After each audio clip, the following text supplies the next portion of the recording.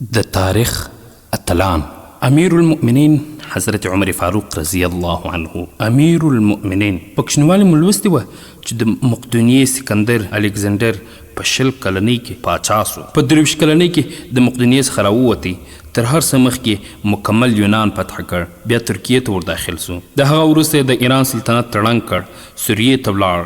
د هغه وروسته یروشلم او بایبل ته ورسېده، مصر او ورپسې هندوستان ته. په هندوستان کې د پور سره جګړه وکړه، د خپل ګران آس په یاد کې د پالشار آباد کړ. د مکران څخه د واپسۍ سفر یې پیل کړ. په لاره کې زیړی زیردي په مرض اخته سو او په 323 قمري کال کې په 33 کلنۍ کې د بخت نصر په عالیشانه ماڼۍ کې مړ سو.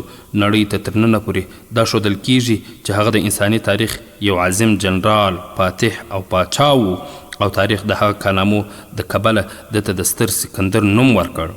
موږ مسلمانانو هم د هغه څخه ستر سکندر یعنی د پاچاهانو پاچا جوړ کړ. مګر نن د 21مې پیړۍ د ټولو مؤرخینو مخې ته یو سوال ږدم، آیا د حضرت عمر فاروق رضی الله عنه په موجودیت کې سکندر د دې حق لري چې د سکندر اعظم په نوم یاد سي؟ زه د ټولې نړۍ مؤرخینو ته د سکندر او فاروق اعظم رضی الله عنه د فتوحاتو او کارنامو د موازنه کولو او پرتله کولو دعوت ورکوم. تاسې هم فکر وکړئ، سکندر د باچا زوی و، د نړۍ بهترینو استادانو د آس مهارول او چلول وښولي وو. د ارسطو غوندې استادانو د ناست او مجلس کولو فرصت ورته برابر سوی و، چې کله 20 کلن سو په تخت او تاج ونازول سو، د سیمې ټولواک سو.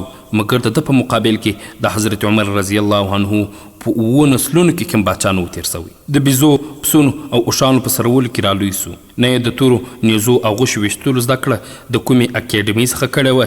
سکر د یو منظم او ارګنایزد پوز په مټ د 10 کلونو په موده کې 11 لکه مربع میل علاقه فتح کړه. مګر حال دا چې حضرت عمر فاروق رضی الله عنه د کوم منظم پوز د نشتون باوجود د 12 کلونو په کمه موده کې 22 لکه مربع میل علاقه فتح کړه، چې د روم او ایران د 2 سترو امپراتوریو زوال هم پکې شامل دی. د نن عصر د سټایلیټ مزایل او بدلونو د شتون او موجودیت سربیره بیا هم د کوم حاکم سره دومره ستر سلطنت نسته چې حضرت عمر رضی الله عنه د اسونو پر ځین فتح کړی. حال دا چې په پوره معنا امن او ثبات هم حاکم و. سکندر د فتحاتو پر وخت خپل لسګونه جنرالان ووژل، بې حسابه جنرالانو او ځوانانو یې ملګرتیا پرېښوده، د ده پر خلاف بغاوتونه وسول.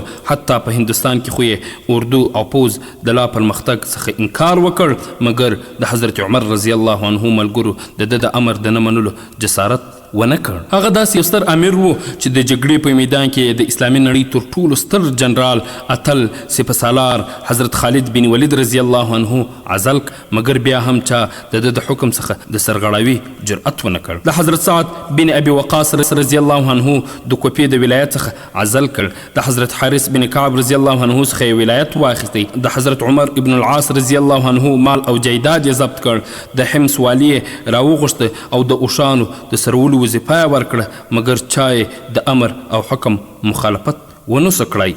سکندر 11 لکه مربع میل علاقه فتح کړه، مګر نړۍ ته کوم نظام، کوم د باور وړ سیستم ورنه کړ. حالانکه حضرت عمر رضی الله عنه نړۍ ته داسې منظم سیستم او نظام ورکړ چې تر ننه په ټوله نړۍ کې کارول کیږي. محکمې یې فعاله کړې، معذورو، کونډو، یتیمانو او بې سرپرستو ته یې معاشونه وټاکل چې نن یې هر جوړ حکومت خپلو خلکو ته ورکوي. د دولتي مامورینو او والیانو د سرمایه لرل او حساب کول تصور یې رامنځته کړ. نټبل حسابداري پیل سوه. د چارواکو د اساسو او جایدادونو اکاو پر مهر باندې لیکل سوي وه: عمره د نصیحت دپاره مرګ کفایت کوي.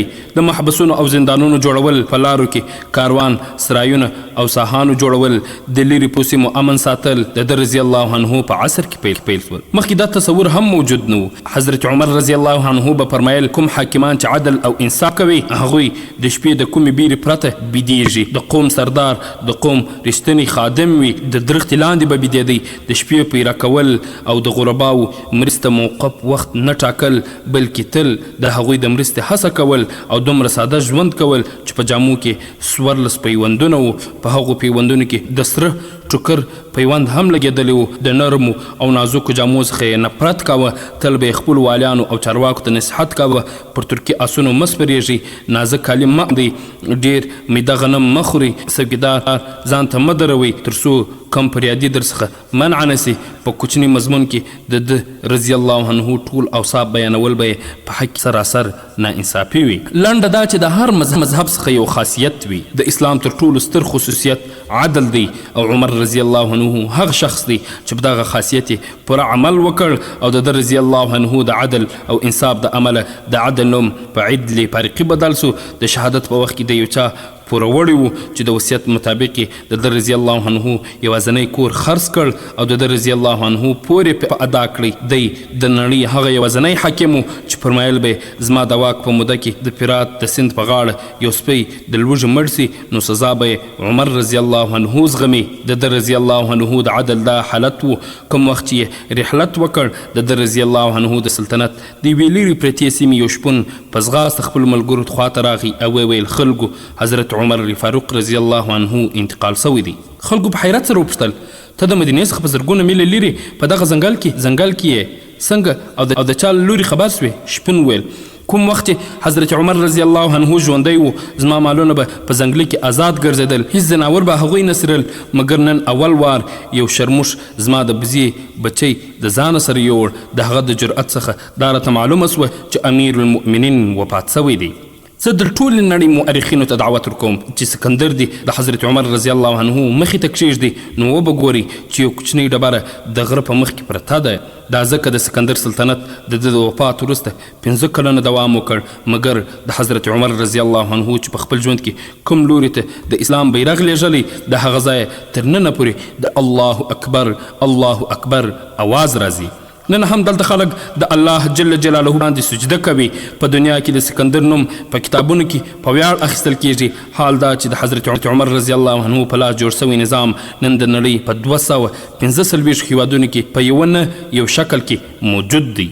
نن هم د یوې ډاکخانې څخه خط راوځي د پولیسو یو کس مشخصه جامه په تن کوي. کوم پوځي 6 میاشتې وروسته په رخصتي کور ته ځي یا هم حکومت کوم ماشوم معذور کونډ یا معمول کس ته وظیفه ورکوي نو هغه ټوله معاشره او سیمه بې اختیاره حضرت عمر رضی الله عنه ومني. هغوی د نړۍ د تر ټولو ستر سکندر په سترګه ورته ګوري پرته د هغه مسلمانانو څخه چې نن د ناامیدۍ او بیرې د کبله حتی خپله کلمه هم په جرأت نسی ویلی. د لاهور مسلمانانو یو ځل د انګریزي استعمار په وخت کې هغوی ته اخطار ورکړی و که موږ د کورونو څخه راووځو جنګیز به دې هیر سي. اعظم جواهر لال نهرو په خندا ویلي وه افسوس چې مسلمانان نن د جنګیز په نوم اخطار ورکوي. هغوی دا هیر کړي چې د دوی په تاریخ کې حضرت عمر فاروق رضی الله عنه هم و.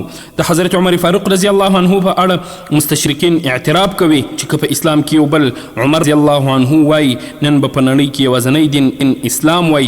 موږ نن دا هیره کړې ده چې په موږ کې یو عمر رضی الله عنه هم و.